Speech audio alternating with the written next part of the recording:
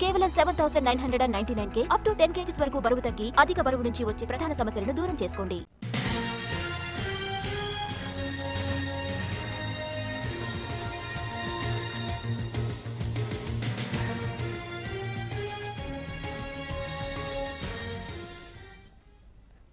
కొత్త zonal commissioners కి ముఖ్యమంత్రి రేవంత్ రెడ్డి దిశానిర్దేశం చేశారు. ఔటర్ రింగ్ రోడ్ లోపలున్న కోర్ అర్బన్ రీజన్ ఎకానమీ ఏరియాను ప్రణాళికబద్ధంగా అభివృద్ధి చేయడానికి పక్కాగా శరవేగంగా పనిచేయాలన్నారు.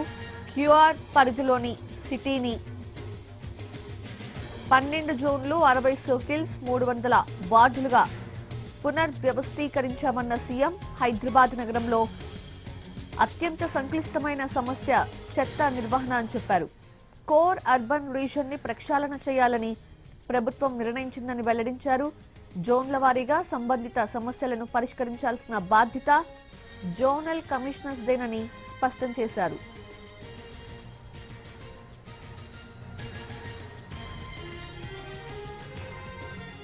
జోనల్ కమిషనర్స్ ప్రతిరోజు ఫీల్డ్ లో ఉండాల్సిందేనని ఆదేశించారు సీఎం రేవంత్ రెడ్డి. సిటీలో ప్లాస్టిక్ ని పూర్తిగా నిషేధించాలని స్పష్టం చేశారు. చెరువులు నాలాలను ఆక్రమణల నుంచి కాపాడుకోవాలన్నారు. క్యూర్ పరిధిలో డీజిల్ బస్సులు ఆటోల స్థానంలో ఈవీ వెహికల్స్ ని తీసుకురావాలని నిర్ణయించామన్నారు. చెరువులు నాలాలు చెత్త డంపింగ్ ఏరియాస్ దగ్గర సీసీ కెమెరాస్ ఏర్పాటు చేయాలని ఆదేశించారు. నెలకి 3 రోజులు శానిటేషన్ పై స్పెషల్ డ్రైవ్ నిర్వహించాలని చెప్పారు. రోడ్లపై ఎక్కడా చెత్త కనిపించడానికి వీల్లేదు. రోడ్లపై గుంతలు కనిపించొద్దని ఆదేశించారు.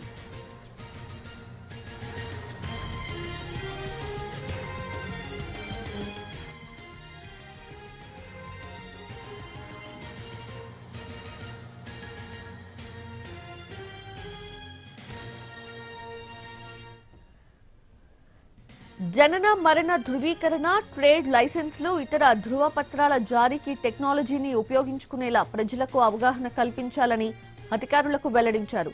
కాలనీ వెల్ఫేర్ అసోసియేషన్, అపార్ట్మెంట్ అసోసియేషన్లతో కమ్యూనికేషన్ ఉండేలా చూసుకోవాలన్నారు.